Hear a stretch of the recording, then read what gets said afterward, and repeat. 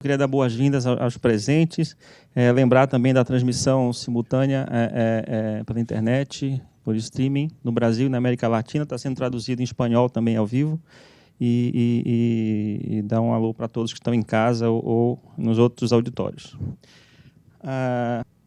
Bem, o tema que me coube falar foi ampliando os limites da ressecção hepática, nas metástases de origem coloretal. Isso aqui já foi tudo muito bem discutido, a importância dos tumores coloretais no Brasil e no mundo, a importância das metástases na evolução da doença, sendo a principal causa final de óbito nesses pacientes quando há progressão. E lembrando que cerca de 50% desses pacientes vão evoluir com essas metástases ao longo da sua vida, ou de forma sincrônica ou metacrônica. Está muito bem demonstrado já o papel da cirurgia no tratamento, na melhora de sobrevida das metástases hepáticas nesses pacientes. Não é só o avanço na quimioterapia, no tratamento sistêmico, mas também do aumento das ressecções cirúrgicas desses pacientes, que antes era uma grande discussão, isso hoje é muito claro na literatura. Os grandes centros, os centros especializados, têm, portanto, aumentado sua experiência, a morbimortalidade desses procedimentos tem diminuído, as indicações, como a gente viu, têm aumentado, eu vou mostrar um pouquinho mais disso, e, portanto, isso tem levado a uma evolução das indicações do tratamento desses pacientes. E também do volume, portanto, da realização de hepatectomias por metástases coloretais no mundo inteiro, apesar de que, em algumas situações, e no Brasil principalmente, ainda se tem uma grande deficiência na indicação do tratamento cirúrgico das lesões hepáticas. E apesar desse desenvolvimento e aumento das indicações da complexidade cirúrgica, os resultados têm melhorado ao longo dos últimos anos, né? A ressecabilidade, a gente tem diversos momentos na história que a gente discutiu bastante, a ressecabilidade das metástases hepáticas de origem coloretal. Aqui só um exemplo clássico do que era considerado antes uma doença ressecável, ou seja, era bastante limitante. Hoje em dia a gente usa esses critérios de forma muito semelhante a outras doenças, muitas vezes, como, por exemplo, câncer gástrico ou algumas outras indicações, o que realmente não é aceita. Isso já foi mostrado em aulas anteriores. Em termos gerais, obviamente, como orientação de alguns consensos, e na maioria dos centros, a gente utiliza alguns conceitos técnicos, anatômicos e oncológicos para indicar a ressecção. Então, a gente está falando de um paciente fit para a cirurgia, apto do ponto de vista clínico, e que, do ponto de vista oncológico, a gente tem a condição de ressecar todas as lesões, que seja uma ressecção completa, e que, do ponto de vista técnico e funcional anatômico, a gente tenha uma quantidade, um volume de fígado remanescente futuro mínimo adequado. Isso já foi apresentado pelo Dr. André da manhã. Além disso, que esse fígado tem um inflow e um outflow com a drenagem biliar preservadas após a ressecção. Obviamente, alguns desses conceitos a gente vai discutir nessa apresentação, e isso tem se expandido, com isso tem se expandido as ressecções, a indicação de ressecções de algumas desses pacientes. Não dá para falar de tudo, a gente vai focar em algum desses temas, são os principais: as margens, nódulos, diâmetro de tumores, doença extrahepática, a possibilidade de resgate, o controle primário e possibilidades técnicas no aumento dessas ressecções. Isso aqui é um slide clássico que a gente usa há muito tempo.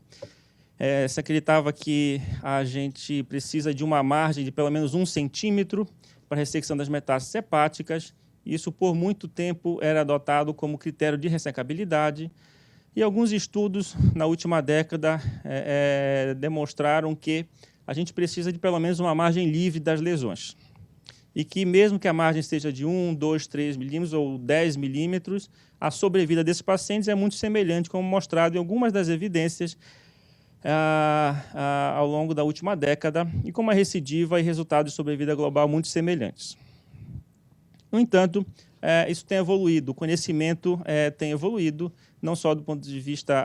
A gente tem um maior volume de ressecções hoje em dia para serem estudadas. Além disso, foram adicionados alguns critérios clínicos e mesmo moleculares, como a gente vai ver aqui nesses próximos slides. Aqui, nesse estudo europeu, e tem pelo menos mais uns 2 estudos no René Adam e um outro estudo americano, mostrando que talvez, quando a intenção de tratamento seja a margem livre, a margem R0, que é sempre o objetivo do tratamento, obviamente. Em alguns casos, olhados retrospectivamente, em que as margens eram positivas, microscopicamente positivas, principalmente aquelas margens por necessidade, em que você tinha que preservar um vaso ou um pedículo, muitas vezes esses pacientes tinham sobrevidas semelhantes aos pacientes com margem R0 em casos selecionados. Isso é ainda mais verdade, principalmente em pacientes que receberam a quimioterapia pré-operatória e que tiveram uma boa resposta ao tratamento sistêmico neoadjuvante. Então, isso talvez nos infere que em situações de exceção, ou em paciente que a gente antecipa uma dificuldade de se ter uma margem R0 na ressecção, talvez a quimioterapia realmente tenha mais esse papel de melhorar os resultados no tratamento multimodal desses pacientes. Tem um outro fator, mais recentemente tem sido discutido também, a análise do BRAF e RAS na evolução dos pacientes com metástase coloretais, mostrando que, apesar das ressecções com margens livres, o RAS mutado ou não, o RAS mutado tem um fator negativo na sobrevida desses pacientes, e que, portanto, além disso, como podemos ver aqui, mostrando que pacientes com situações clínicas pareadas, quando há a presença do RAS mutado, a chance de margens comprometidas é maior. Chega a ser 2 ou 3 vezes maior quando o RAS é mutado em situações clínicas semelhantes. Então, aqui volta a rediscussão das margens. Talvez, realmente, para paciente com RAS mutado, a gente não possa mais pensar, a gente tem que voltar um pouquinho nesses pacientes, talvez a margem tenha que ser ampliada novamente, e essa discussão ainda está em aberto. Mas o objetivo é sempre a margem R0, mas aqui a gente deve, então, incluir alguns dados clínicos de neoadjuvância e dados moleculares na avaliação, até na indicação desses pacientes, se eles devem ou não serem submetidos a uma cirurgia mais extensa ou um tratamento sistêmico exclusivo. Em relação ao número de nódulos, a gente sabe que o número de nódulos e o volume das metástases são fatores prognósticos importantes, né? A presença de nódulos bilaterais, múltiplos nódulos a partir de 4, 10, e que são fatores significativos para se conseguir uma margem livre, uma ressecção ampla e uma ressecção adequada. No entanto, por si só, são fatores prognósticos e não excluem a necessidade de uma ressecção cirúrgica se as ressecções forem factíveis. Da mesma forma, o volume tumoral, que é uma medida indireta da carga tumoral que esse paciente tem, mas que muitas vezes não impede do ponto de vista anatômico a ressecção e do ponto de vista oncológico também não tem nenhuma contraindicação em relação aos volumes. Um dado muito interessante que tem também voltado ainda mais às discussões. Há algum tempo, na última década, também a ressecção de metástases hepáticas com presença de doença extrahepática limitada era aceita em o paciente com pouca doença peritoneal ou pouca doença pulmonar, factíveis de ressecção.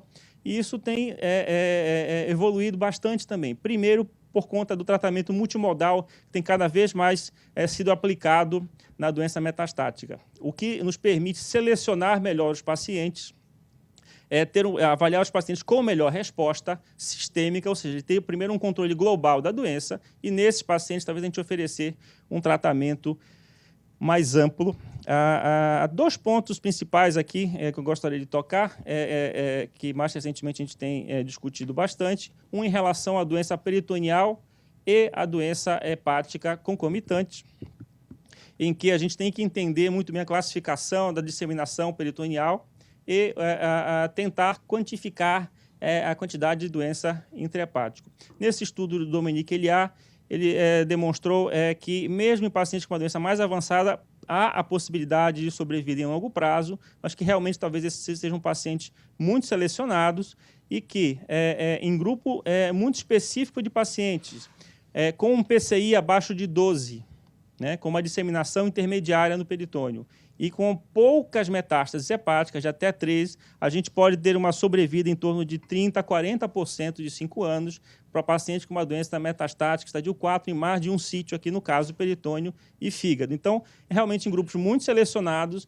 esses pacientes podem ter essa opção e principalmente após uma boa resposta a um tratamento sistêmico, a gente nunca indicaria aqui, sem um tratamento sistêmico prévio, a possibilidade de uma sobrevida em longo prazo, mesmo com pacientes com metástases hepáticas e pulmonares. Do ponto de vista de linfonodos, a gente tem, classicamente, obviamente, um conhecimento muito bem estabelecido, que a presença de metástases linfonodais no hilo hepático ou reto peritônio é um fator de pior prognóstico para esses pacientes. Isso é muito claro na literatura.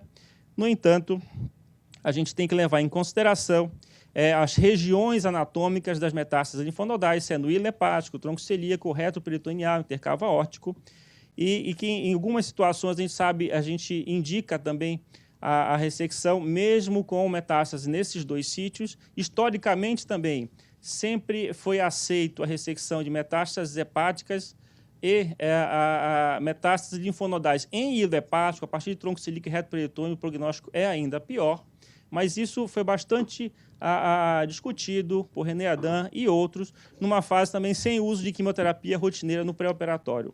Algumas experiências mais recentes têm demonstrado que, mesmo em casos, não nesse aqui, que eu acho que é um caso muito avançado, mas em situações de pouca doença linfonodal também, mesmo reto peritônio, após uma resposta sistêmica prolongada e persistente, talvez se avaliar em casos selecionados, diante de uma discussão multidisciplinar, ainda assim a ressecção dos focos de metástases hepáticas e linfonodais. Quanto ao fígado remanescente inicialmente pequeno, isso acho que já foi bastante discutido. Hoje a gente tem várias técnicas. Pelo tempo eu não vou me prolongar muito nessa discussão. Acho que na discussão dos casos a gente vai ter uma ampla chance de debater isso. O Charles também vai apresentar alguns dados. A embolização, a bipartição hepática, a ligadura de veia porta são opções. A gente pode discutir ao longo do dia aqui quais seriam as melhores. As metástases irressecáveis, a gente sabe da possibilidade do tratamento de conversão, que é uma realidade. Isso provavelmente tem ampliado ainda mais com os novos modelos de quimioterapia, e é muito importante para o cirurgião conseguir avaliar, e para o clínico trabalhar com o cirurgião, e tentar no início reavaliar quem vai ser definitivamente ressecável, quem tem uma chance de ressecabilidade ou quem é ressecável de princípio, porque isso vai determinar, como o Dr. Eber, eu acho que o André também já comentou sobre isso, a possibilidade de conversão com um tratamento sistêmico ou mesmo loco-regional, com a possibilidade de diminuir o tamanho dos tumores, afastar de pedículos vasculares e aumentar o fígado remanescente futuro, basicamente, para que com isso a gente transforme lesões em ressecáveis, como por exemplo nesse caso, em ressecáveis após um tratamento sistêmico de melhor resultado. O número de ciclos, como já foi discutido no caso anterior, menor número de ciclos que transforma a lesão em ressecável e com uma avaliação frequente da equipe cirúrgica. Os esquemas de quimioterapia também já foram discutidos, lembrando que já foi comentado aqui que o número de quimioterapias é importante e a partir de 6, 8 ciclos a chance de complicações e morbidade e mortalidade no pós-operatório é significativa. Em relação à estratégia reversa, ou seja, de operar primeiro a metástase, depois o primário, o que tem se aceito, o que tem se discutido bastante, como nesse fluxograma, a discussão de situações como essas apenas em casos com primário pouco sintomático ou assintomático e que a conduta, muitas vezes, da metástase hepática que vai definir se o tratamento será curativo ou paliativo, muitas vezes evitando que o paciente tenha uma amputação abdominoperineal, por exemplo.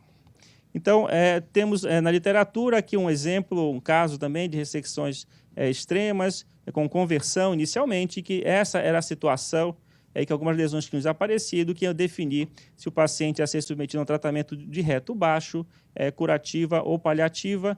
Nesse estudo norte-americano, mostrando que, num estudo retrospectivo, não há diferença de sobrevida desde que a cirurgia com margens adequadas seja alcançada.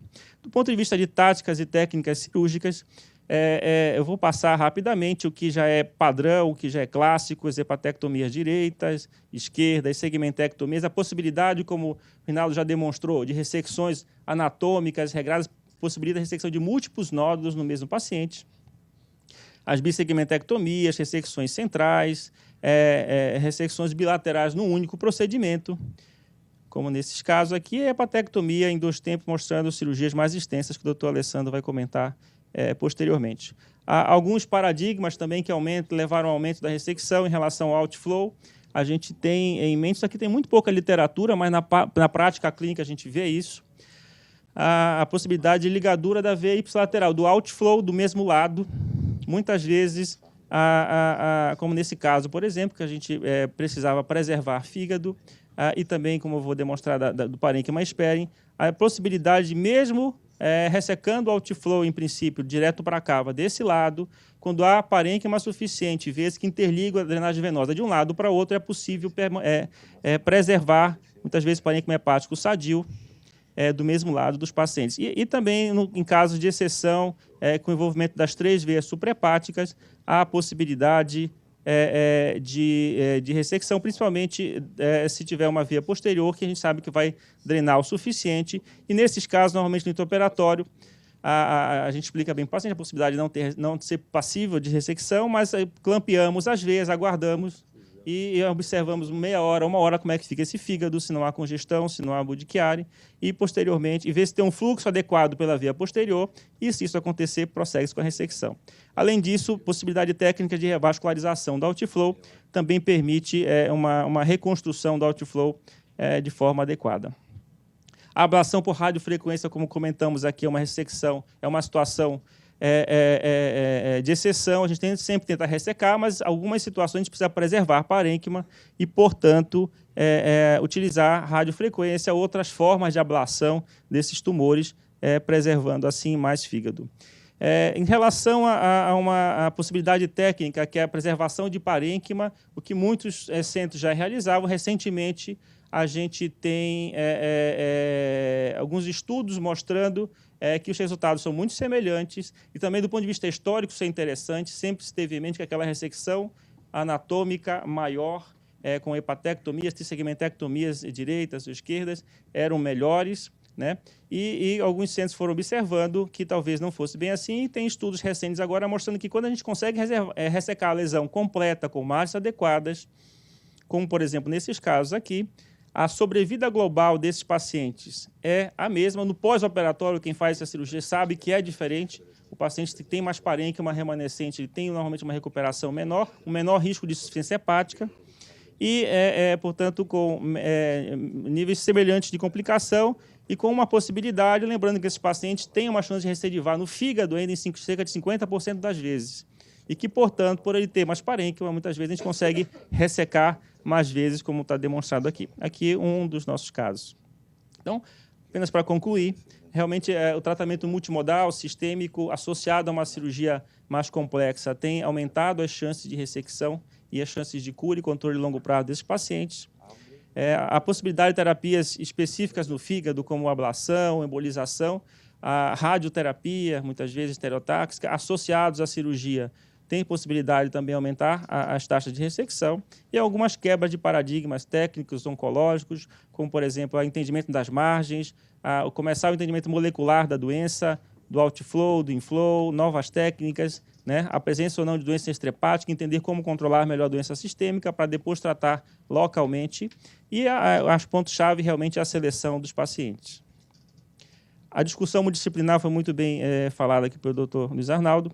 Ela deve ser no início do tratamento, para que a gente consiga ter o melhor benefício das especialidades.